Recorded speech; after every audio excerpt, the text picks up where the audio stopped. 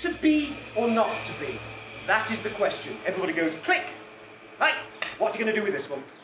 Whether 'tis nobler in the mind to suffer the slings and arrows of outrageous fortune, yeah, right, suffer, man, or to take arms against a sea of troubles.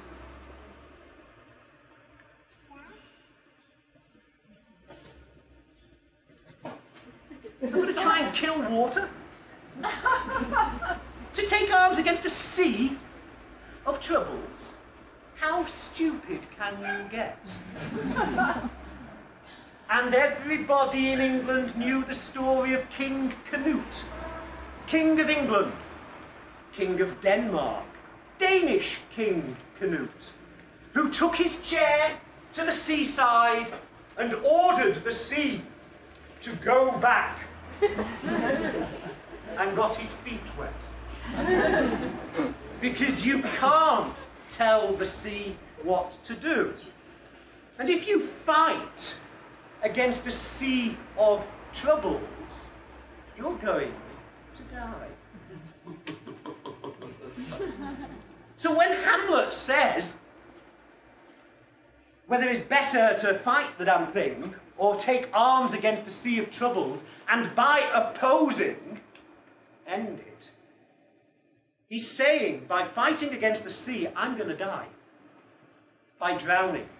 He's not talking about killing himself. Not yet. He does later. He's talking about fighting the noble fight, which is stupid. Knowing you're going to die. Slightly different. To be or not to be, that is the question. Whether it is nobler in the mind to suffer the slings and arrows of outrageous fortune, or to take arms against a sea of troubles, and by opposing end them.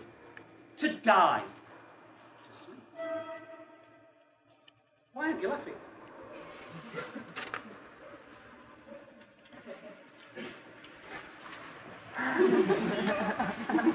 To die. To sleep.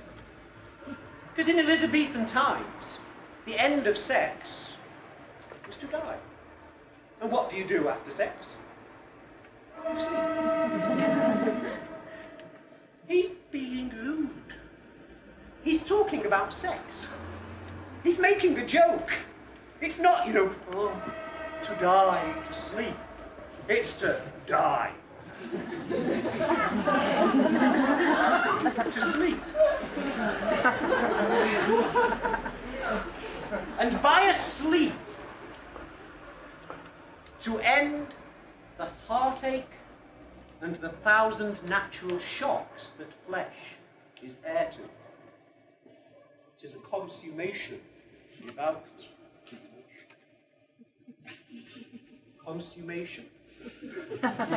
You consummate a marriage. It's playing with the sex again. But this is where Shakespeare shows his genius. That consummation with death is also consummation with God. And one of the things that the Elizabethans were not frightened of was mixing sex and God. There's a very famous John Donne poem where he asks to be raped by God, which is a very strange sensation to us nowadays. So Hamlet is talking about sex and he's talking about death at the same time, and he's talking about being with a woman and he's talking about being with God. And everybody's mind is going because the schoolboy philosophy has underneath it an awful lot of extra meaning. He goes on, if I remember rightly, rather a lot. To die, to sleep. To sleep. A chance to dream.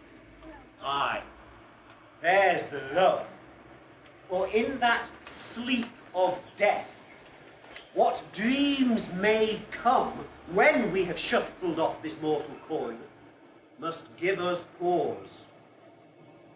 There's the respect that makes calamity of so long life. And suddenly the sexy joke has turned serious. Because if you die and sleep, you're going to dream. What are you going to dream? You don't know. He's young, he's going to heaven. He's not. And he doesn't know the meaning of the word. Right? It's gone. Suddenly the joke has disappeared. And it's a very strange line, he says.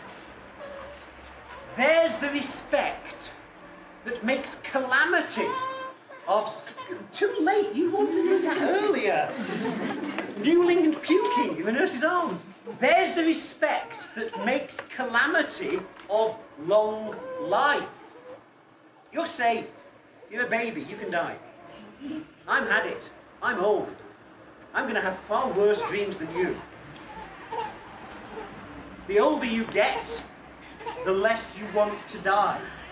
The younger, the better.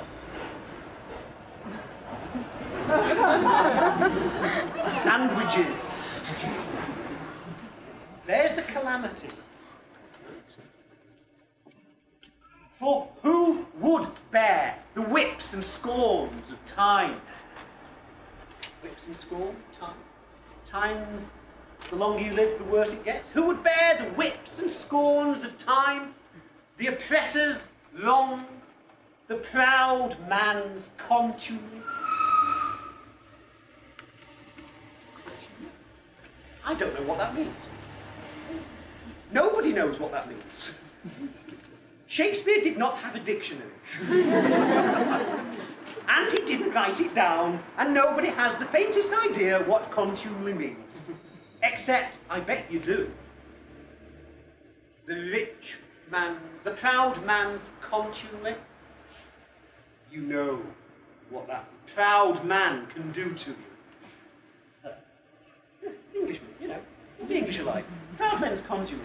Who would bear the whips and scorns of time, the oppressor's wrong, the proud man's contumely? The pangs of despised love. She likes you at the moment. What happens when she goes for him?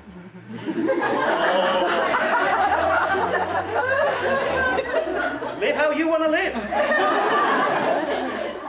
That's not a Shakespeare. Oh, actually, it isn't a Shakespeare. No, it's his father in Shakespeare's play. There's a play. It is a pity she's a whore. Bing. So it can be allowed, but don't tell the vicar. It's the pangs of despised love. Haven't you all had the pangs of despised love?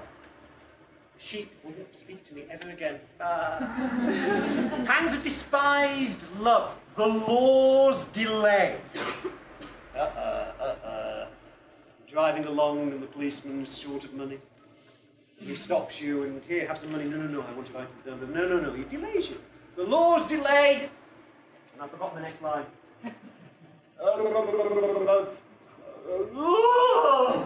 That's because I'm talking too much. I have been known to do that. The insolence of office